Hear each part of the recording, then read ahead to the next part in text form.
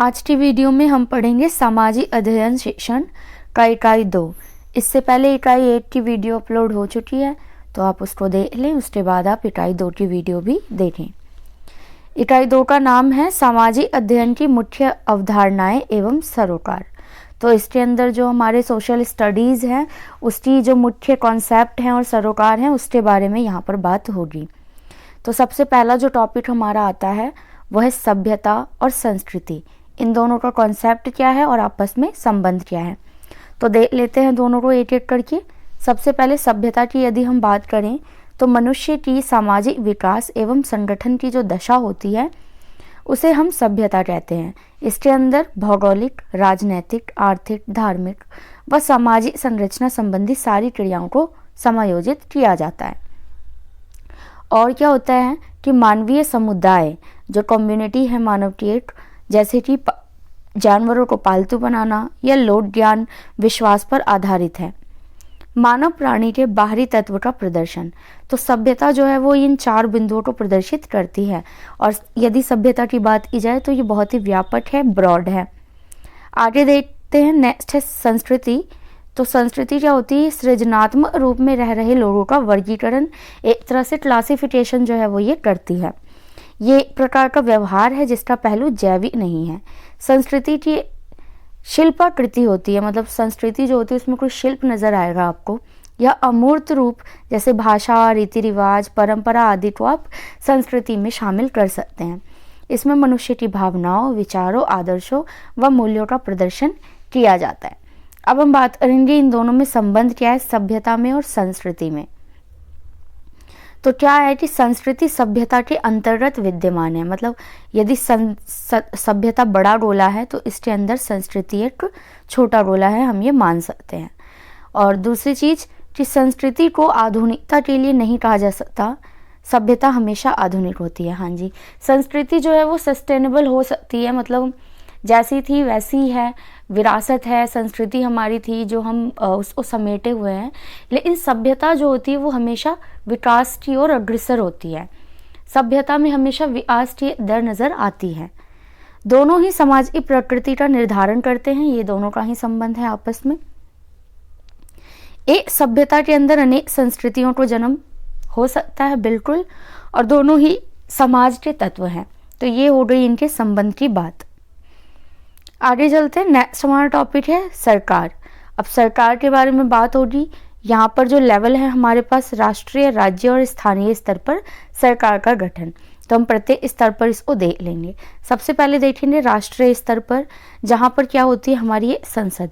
और संसद के 3 अंग हैं जिन तीनों से मिलकर ये बनी है, लोकसभा, राज्यसभा और राष्ट्रपति। इनके बारे में थोड़ी थोड़ी जानकारी मैं दे सकती हूँ। आप एग्जाम में जो आंसर लिखेंगे वो इसको एक्सप्लेन करके लिखेंगे। लोकसभा जो होती है वहाँ पर अधिकतम जो संख्या वो है 552 हो सकती है। फिलहाल कितनी है ये आप जाकर देखेंगे रिसेंट की। राज्यसभा में 250 हो सकती हैं। जो लोकसभा के 252 सदस्य ये प्रत्यक्ष चयनित होते हैं, जबकि जो ये 250 राज्यसभा के अप्रत्यक्ष होते हैं। साथ ही साथ जो राष्ट्रपति होता है वो भी अप्रत्यक्ष रूप से ही जनता द्वारा चुना हुआ होता है। आगे बढ़ेंगे यदि हम राष्ट्रीय स्तर पर, तो राष्ट्रपति के नीचे ठीक आएगा हमारा उपराष्ट्रपति और फिर आता है हमारा प्रधानमंत्री। तो प्रधानमंत्री क्या होता है? सरकार का कह सकते हैं प्रधान होता है एक तरह से। और इसके अंतर्गत आते हैं 3 प्रकार के मंत्री, जिसमें एक होता है कैबिनेट मंत्री, एक राज्य मंत्री और एक संसद के सदस्य, जो कि मैं ऊपर भी जिक्र कर चुकी हूँ इनका।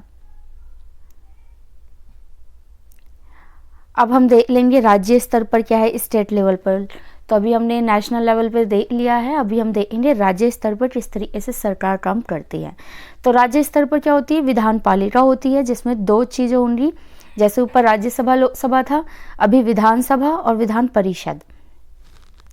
लेकिन यहाँ पर ध्यान देने वाली बात यह है कि भारत के प्रत्येक राज्य में ये दोनों चीज़ें नहीं होती। किसी किसी राज्य में ही विधानसभा और विधान परिषद दोनों होते हैं, और वो केवल हैं 6 राज्य जिनका जिक्र मैंने नीचे किया हुआ है। तो ये आपके लिए इंपॉर्टेंट क्वेश्चन बन जाता है। तो ये 6 राज्य कौन से हैं? इन्हें द्विसदनात्मक राज्य भी कहते हैं, आपने पहले भी सुना होगा अगर आपने पॉलिटिकल साइंस पढ़ी होगी तो। एक है आंध्र प्रदेश, महाराष्ट्र, उत्तर प्रदेश, कर्नाटक, बिहार और तेलंगाना। तो ये 6 राज्य ऐसे हैं जहाँ पर विधानसभा भी है और विधान परिषद भी है। इनके अलावा बाकी राज्यों में केवल विधानसभा से ही काम चलाया जाता है। अब हम देख लेते हैं राज्य स्तर पर इसका लेवल कैसे है। तो सबसे पहले आएगा आपका राज्यपाल, जो कि आप कह सकते हैं राज्य स्तर पर राष्ट्रपति जैसा होता है और इसकी नियुक्ति भी राष्ट्रपति द्वारा ही की जाती है। उसके बाद आते हैं सीएम यानी मुख्यमंत्री, फिर उप मुख्यमंत्री, और फिर उसके बाद जैसे केंद्र के लेवल पर बंटवारा किया गया, सेम यहाँ पर है कैबिनेट मंत्री, राज्य मंत्री और विधानसभा के सदस्य, जिसमें एमएलए और एमएलसी वगैरह यहाँ पर जो है कंक्लूड किए जाते हैं। आगे देखेंगे स्थानीय स्तर पर लोकल लेवल पर सरकार कैसे काम करती है। तो यहाँ पर 2 बहुत ही इंपॉर्टेंट संशोधन हैं जो संविधान में किए गए, जो कि आपको याद रखने की ज़रूरत है। पहला है 73वां संशोधन 73 जो अमेंडमेंट किया गया था, उसमें पंचायती राज से जो है परिचय कराया गया। इसके अंदर बताया गया कि गाँवों में जो है पंचायती राज होगी, इसके 3 स्तर होंगे, एक होगा ग्राम पंचायत, एक पंचायत समिति और एक जिला परिषद। तो ये था गांव के स्तर पर स्थानीय शासन। और यदि 74वें संशोधन की बात करें तो ये जो था वो नगर पालिका से संबंधित है, यानी शहरों से रिलेटेड है। शहरों में किस तरीके से स्थानीय शासन काम करेगा ये उससे रिलेटेड है। इसके अंदर निगम पार्षदों द्वारा प्रशासनिक कार्य किस प्रकार से किया जाएगा ये निहित है। आगे देखिए नेक्स्ट टॉपिक है हमारा रीजन यानी क्षेत्र, एक प्रत्यय और संसाधन विस्तार व जनसमूह के विशेष संदर्भ में हम इसको पढ़ेंगे। तो रीजन क्या होता है, क्षेत्र क्या होता है, विशाल भूभाग जिसमें एक समान लक्षण होते हैं। हम कह सकते हैं फिर वो कि हम एक क्षेत्र की बात कर रहे हैं। क्षेत्र एक ऐसा माध्यम है जो विशाल जानकारी को सरलतम कर देता है। मान लीजिए किसी बड़े एरिया के बारे में पढ़ना है तो हम क्षेत्र वाइज वहाँ के बारे में पढ़ लें तो ये ईजी हो जाती है स्टडी। क्षेत्र जो होता है भूगोल की आधारभूत इकाई है। यदि ज्योग्राफी को पढ़ा जाए तो वहाँ पर क्षेत्र वाइज ही स्टडी जो है वो की जाती है। क्षेत्रीकरण क्षेत्रीय योजना के लिए भी प्रायोगिक है। मान लीजिए कोई योजना लागू करनी है तो प्रत्येक क्षेत्र को वहाँ की जानकारियों को हासिल करके उनके अकॉर्डिंग कोई नीति या नियम हम बना सकते हैं। क्षेत्रीय भूगोल का पिता जो है वो पॉल विडाल दे ला बलोच को कहा जाता है, ये आप याद कर लें, तथ्यात्मक जानकारी है। अब उदाहरण के लिए बात करें तो भारत के विभिन्न क्षेत्र कौन कौन से हो सकते हैं। पर्वतीय क्षेत्र जो पर्वतीय इलाका है, गंगा का मैदान, मध्य क्षेत्र आदि। तो ये एक तरह से एग्जाम्पल हो गए क्षेत्रों के, जो कि इनकी विशेषताओं या फिर लक्ष्यों पर ही आधारित है। नेक्स्ट जो टॉपिक है हमारा वो है सामाजिक लक्ष्य एवं नियोजन। तो इसमें पॉइंट वाइज देखेंगे। सबसे पहले है समानता एवं न्याय। तो समानता एवं न्याय क्या होता है। तो समानता की यदि बात की जाए तो संविधान में भी ये बताया गया है कि समानता जो है वो किस प्रकार से डिफाइन की जाएगी। तो यहाँ पर क्या है, अवसर की समानता, सबको समान अवसर मिले, स्थितियों की समानता, भेदभाव का ना होना, कानूनी समानता, राजनीतिक और आर्थिक समानता। और यहाँ पर जो न्याय की बात की जाएगी तो अन्याय होने पर न्यायालय जाने की जो स्वतंत्रता है, बेसिकली वही न्याय का एक संदर्भ है। मूलभूत अधिकार के लिए सुप्रीम कोर्ट जाने की स्वतंत्रता है। ये हम सभी को मालूम होनी चाहिए कि जो आपके 6 मौलिक अधिकार होते हैं, यदि उनका हनन होता है तो ना केवल आप हाई कोर्ट बल्कि सीधे सुप्रीम कोर्ट में अपनी याचिका दर्ज करा सकते हैं। और क्या है कि कानून के समक्ष सब समान है और न्यायालय कैसा है, निष्पक्ष है। तो इस तरीके से न्याय और समानता की हम डेफिनेशन यहाँ पर दे सकते हैं। नेक्स्ट जो टॉपिक है वो हमारा लोकतंत्र और इसकी भूमिका व कार्य। तो लोकतंत्र है क्या, इसके लिए बहुत ही प्रसिद्ध डेफिनेशन है जिसे कहते हैं जनता का, जनता के द्वारा, जनता के लिए शासन।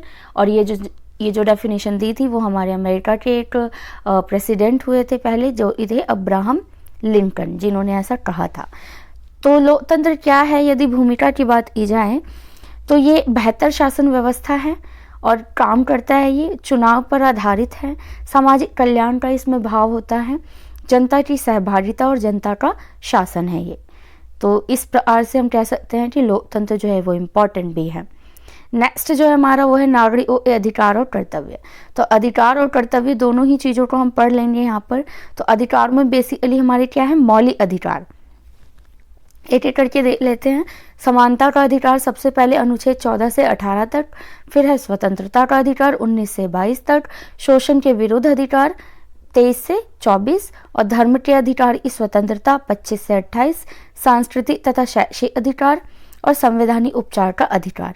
इन सबको एक्सप्लेन करने की मुझे नहीं लगता यहाँ पे ज़रूरत है, आप पहले भी इन्हें पढ़ चुके हैं और नाम से भी समझ सकते हैं कि समानता में समानता की बात की जाएगी, स्वतंत्रता में स्वतंत्रता की, शोषण के विरुद्ध अधिकार, यदि कोई शोषण हो रहा है तो फिर उसके विरुद्ध आप सुप्रीम कोर्ट जा सकते हैं, और धर्म के अधिकार की, आपको कोई भी धर्म अपनाने की है, और सांस्कृतिक तथा शैक्षिक अधिकार, संवैधानिक उपचार का अधिकार। तो नेक्स्ट हम देख लेते हैं अब कि हमारे कर्तव्य क्या हैं, क्योंकि अधिकारों के साथ साथ हमारे कुछ कर्तव्य भी यहाँ पर बनते हैं, जो कि टोटल 11 हैं।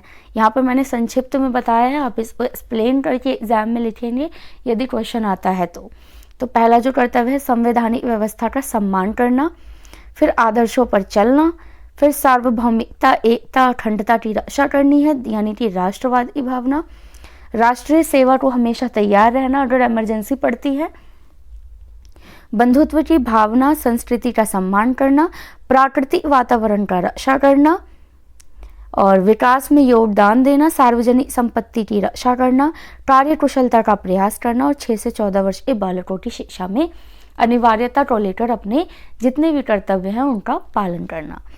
तो ये सारे आपके अधिकार और कर्तव्य दोनों मैंने यहाँ पे करा दिए।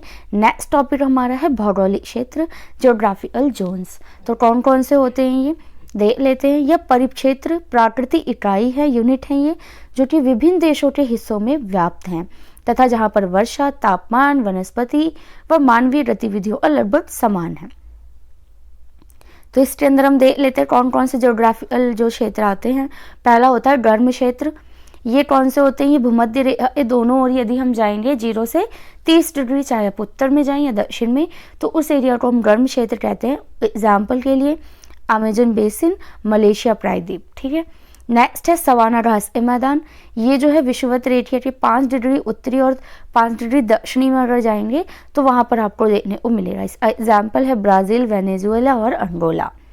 मैं बहुत ही शॉर्ट में यहाँ पर आपको करा रही हूँ क्योंकि ये नोट्स हैं, आप इनको एक्सप्लेन जरूर करेंगे जब एग्जाम में आप लिखेंगे। फिर एक क्षेत्र होता है मरुस्थलीय क्षेत्र।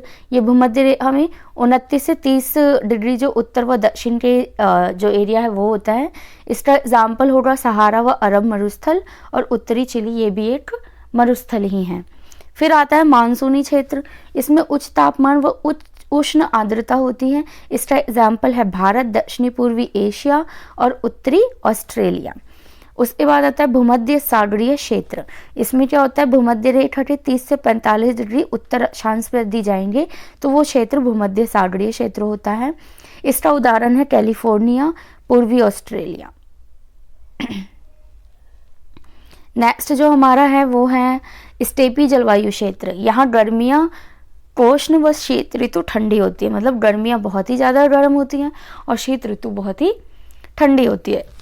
उदाहरण के लिए उत्तरी अमेरिका के प्रेरीज जो हैं। फिर आता है चीन प्रकार जलवायु क्षेत्र। इसमें लगभग मानसून जलवायु होती है। जैसे इसमें क्या आ जाएगा आपका, एक तो उत्तरी मध्य चीन आ जाएगा, जापान और यूएसए की भी जलवायु इसी टाइप की है। फिर आता है टुंड्रा जलवायु क्षेत्र। ये अधिक ठंडी व बर्फ से ढकी हुई होती है, जैसे उत्तरी यूरोप, उत्तरी एशिया, उत्तरी कनाडा।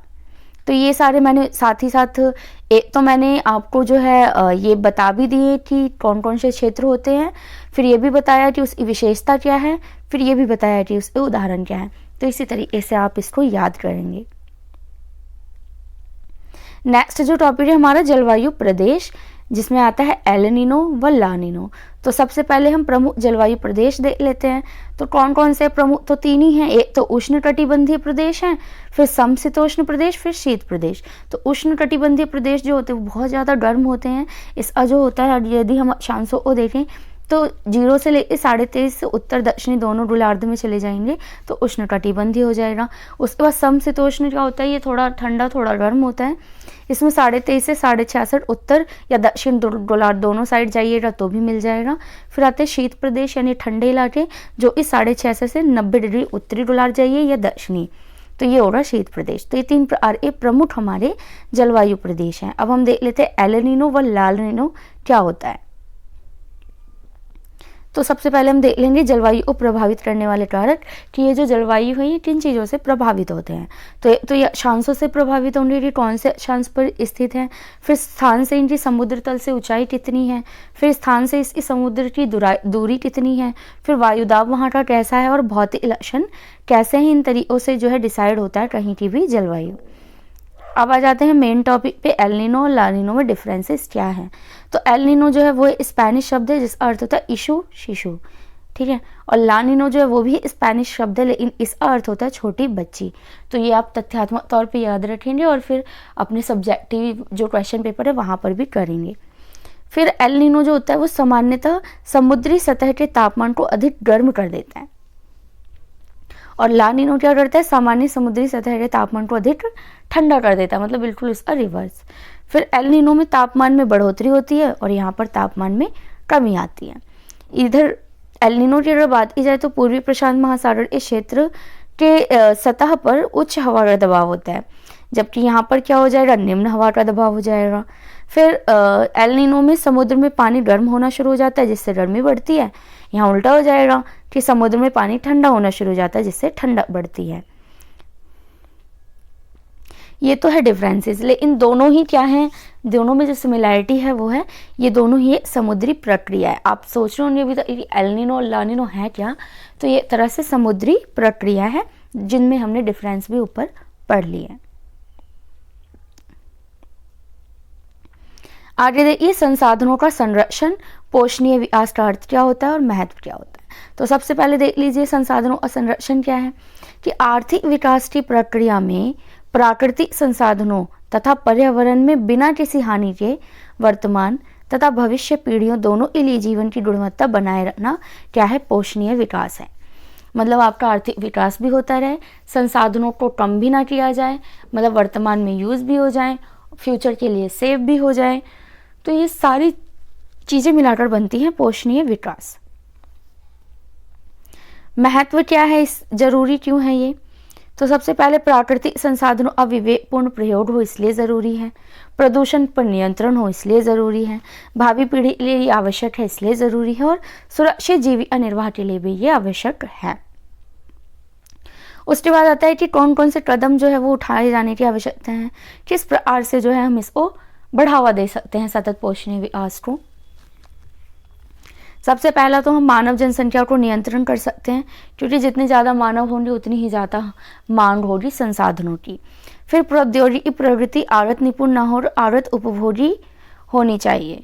फिर आता है नवीकरणीय संसाधनों का सतत प्रयोग हम करेंगे, और अनवीकरणीय संसाधनों का भी सावधानी पूर्वक ही यूज करेंगे, क्योंकि उनको बनने में भी बहुत ही ज़्यादा टाइम लगता है। फिर प्रदूषण पर नियंत्रण करेंगे। इसके अलावा बहुत से पॉइंट आप अपनी तरफ से भी यहाँ पर डाल सकते हैं। अगला जो टॉपिक है हमारा पर्यावरण ह्रास, जिसका मेन रीजन यहाँ पर दे रहा है जनसंख्या और भूमंडलीय ताप में वृद्धि। तो दोनों ही चीज़ों को हम पढ़ लेंगे।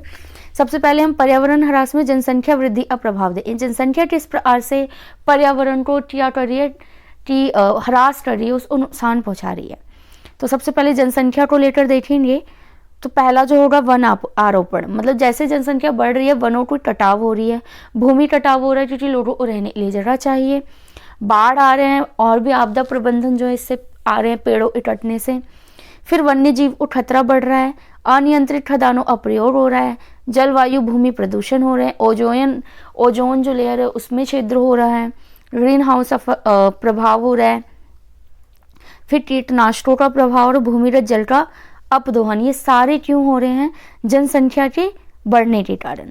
नेक्स्ट हमारा देखेंगे भूमंडलीय ताप वृद्धि की जो ग्लोबल वार्मिंग है उसके क्या रीजन है, और रीजन क्या है, अगर हम उसको उल्टा कर दें तो वो उसका क्या बन जाएगा, उपाय बन जाएगा। तो सबसे पहले वृक्ष कटाव, मतलब CO2 में बहुत ज़्यादा वृद्धि हो रही है वृक्ष के कटने से, तो यदि इसको कम करना है तो ज़्यादा से ज़्यादा वृक्ष लगाना होगा, बिल्कुल उल्टा कर देंगे। फिर जीवाश्म ईंधन जैसे कोयला, पेट्रोल, डीजल का पूर्णतः दहन, तो ये नहीं होना चाहिए, इससे भी CO2 बढ़ता है और फिर ग्लोबल वार्मिंग होती है, पृथ्वी जो है वो गर्म हो रही है, वार्म हो रही है। बढ़ते विद्युतीय यंत्र उपयोग जिसमें रेफ्रिजरेटर, AC वगैरह शामिल है, रासायनिक खादों का प्रयोग और प्रत्यक्ष वायु प्रदूषण, स्मोकिंग वगैरह आप इसमें डाल सकते हैं। नेक्स्ट जो टॉपिक है हमारा वो है विरासत का संरक्षण, प्रिजर्वेशन ऑफ हेरिटेज। तो विरासत क्या होती है, सबसे पहले विरासत के हम प्रकार देख लेते हैं। विरासत का मतलब जो एक चीज़ बहुत इम्पॉर्टेंट हमें मिली हुई है और हम उसे संभाल कर रखें।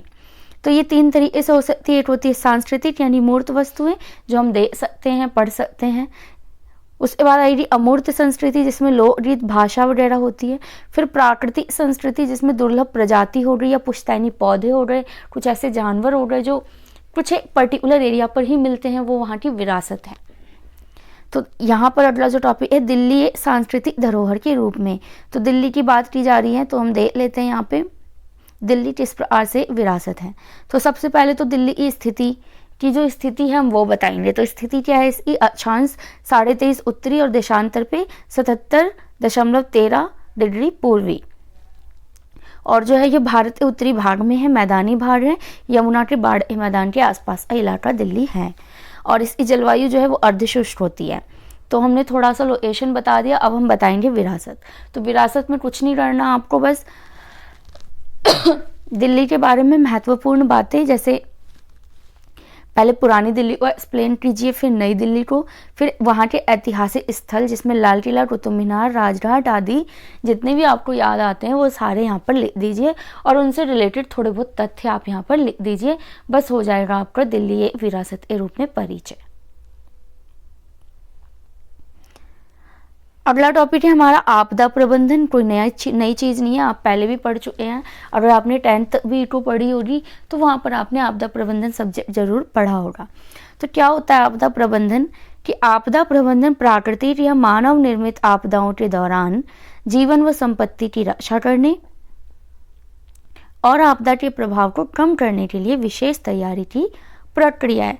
मतलब किसी भी आपदा जो है वो चाहे वो मानव निर्मित हो या प्राकृतिक हो, उसके आने से पहले की तैयारी, और यदि आ जाए तो फिर कैसे हम उसको हैंडल करेंगे, इसकी पूरी प्रक्रिया है। आपदा प्रबंधन सीधे खतरे को खत्म नहीं करता। मतलब मान लीजिए कि बाढ़ आने वाली है तो आपदा प्रबंधन उस बाढ़ को रोक नहीं दे रहा, बल्कि योजना बनाकर जोखिम को कम कर दे रहा कि कम से कम नुकसान हो। ठीक है, तो आप ये समझ रहे होंगे आपदा प्रबंधन अब क्या है। अब देख लेते हैं कि इसका महत्व क्या है। तो महत्व सीधी सी बात है, नुकसान व मौतों को कम करेगा, व्यक्तिगत दुख को कम करेगा, चिकित्सा में सहायता मिलेगी, जानकारी व रिकॉर्ड सुरक्षित रखेगा, पूर्व तैयारी की जा सकेगी और आम लोगों में जागरूकता भी इससे आएगी। तो प्राथमिक स्तर पर कौन से सुरक्षा के उपाय जो है आप बच्चों को सिखाएंगे, ये यहाँ से क्वेश्चन निकल के आता है। तो आपदा प्रबंधन समिति का निर्माण कर सकते हैं स्कूल में, सुरक्षा उपायों से उनको परिचित करा सकते हैं, मॉक ड्रिल करा सकते हैं। जैसे इसमें क्या होती है, ड्रिल्स होती हैं, बच्चों को सिखाया जाता है कि भूकंप आए तो किस तरीके से आपको ग्राउंड खाली करना है या किस प्रकार से खुद को बचाना है। जरूरी नंबर से परिचय दे सकते हैं कि यदि आग लग जाए तो आप जो है वो कहाँ किस नंबर पर फ़ोन करेंगे, इन चीज़ों को बता सकते हैं। यातायात संबंधी जानकारी उनको दे सकते हैं, जो रूल्स होते हैं, और उनको जागरूक बना सकते हैं। अगला हमारा टॉपिक है जिसमें कि 3-4 टॉपिक अलग से दिए गए हैं, जिसमें पहला है हमारा वैश्वीकरण यानी कि ग्लोबलाइजेशन। अब ग्लोबलाइजेशन कोई नया वर्ड नहीं है, आप पहले भी पढ़ चुके हैं। वैश्वीकरण जो है विश्व जमा एकीकरण। तो व्यापक तौर पर विश्व के सभी देशों का आपस में संबंध जो आज के टाइम पे बहुत ही ज़्यादा है, यही है वैश्वीकरण। इसकी आवश्यकता क्या है वैश्वीकरण की, इससे संतुलन स्थापित होता है, पर्यावरण संरक्षण की बातें जो है मिलकर की जा सकती हैं, स्वास्थ्य में सुधार होता है, यदि एक देश टेक्निक लाता है तो दूसरे देश में भी फैलेगी, तकनीकी शिक्षा का विकास होता है, सामाजिक व सांस्कृतिक विकास भी वैश्वीकरण से होता है। और वैश्वीकरण का शिक्षा और समाज पर क्या प्रभाव है वो देख लेते हैं। तो वैश्वीकरण से उचित संप्रेषण हो जाएगा, ज्ञान का विस्तार होता है जब हम नई चीज़ों को जानते हैं, नए तकनीकों द्वारा विकास होगा, व्यापक व नई रीतियों से आप परिचय होंगे, चिकित्सा क्षेत्र द्वारा प्रभाव पड़ेगा और नए कौशलों से भी परिचय आप कर पाएंगे। नेक्स्ट है उदारीकरण लिबरलाइजेशन। इसमें क्या होता है कि अर्थव्यवस्था में सरकार के प्रत्यक्ष या अप्रत्यक्ष नियंत्रण में इसकी स्वतंत्रता, यानी सरकार के नियमों में आई कमी। लिबरलाइजेशन में क्या होता है, गवर्नमेंट अपनी बहुत ही कम जो है वो नियमों को लागू करती है। तो इससे क्या महत्व होगा, विदेशी निवेश बढ़ेगा, जीडीपी विकास में वृद्धि होगी, आधुनिकीकरण होगा, उच्च तकनीक आएगी और श्रेष्ठ गुणवत्ता वाले प्रोडक्ट यहाँ पर बनेंगे। तो शिक्षा और समाज पर क्या प्रभाव पड़ेगा इसका, इससे क्या होगा कि धन का इस क्षेत्र में प्रयोग किया जाएगा, एजुकेशन में। फिर शिक्षा और समाज के लिए आर्थिक स्रोत की तरह काम करेगा ये। देश में ही विद्यार्थी जीवन की पूर्ति की जा सकेगी, मतलब बच्चों को बाहर डिग्री लेने नहीं जाना होगा जब यहाँ पर उदारीकरण के माध्यम से बड़े बड़े विश्वविद्यालय या फिर इंस्टीट्यूट खोले जाएंगे। घर के करीब अध्ययन का विकल्प होगा, वही देश के अंदर बड़ी बड़ी डिग्रियों का समावेशन वहाँ पर किया जाएगा। नेक्स्ट और लास्ट हमारा टॉपिक है निजीकरण, प्राइवेटाइजेशन। इसमें क्या होता है कि निजी क्षेत्र में स्वामित्व या उद्योगों का चालन, मतलब निजी हाथों में सारी चीज़ें चली जाती हैं। महत्व क्या होगा इसका? लघु क्षेत्र का विकास होगा, यहाँ पर जो छोटे उद्योग हैं। फिर गुणवत्ता में विकास होगा, समय की बचत होगी क्योंकि प्राइवेट हाथों में आते ही काम जल्दी होने लगता है। निवेश क्षेत्र में वृद्धि होगी, लोग निवेश ज़्यादा से ज़्यादा करेंगे। शिक्षा और समाज पर क्या प्रभाव पड़ेगा इसका? तो इससे क्या होगा? तो क्वालिटी इंप्रूव होगी। फिर बुनियादी आवश्यकता पर बल दिया जाएगा। उसके बाद उचित प्रबंधन, अच्छे से मैनेजमेंट होगा। अपर्याप्त उपयोगों से दूर रहेंगे ये। भ्रष्टाचार पर नियंत्रण करने के इसमें बहुत से साधनों को सुझाया जाता है। तो ये आपका एसएसटी का सोशल स्टडीज़ का डीएलएड का सेकेंड ईयर का जो सब्जेक्ट है उसका सेकेंड यूनिट जो था पूरा यहाँ पर कंप्लीट होता है।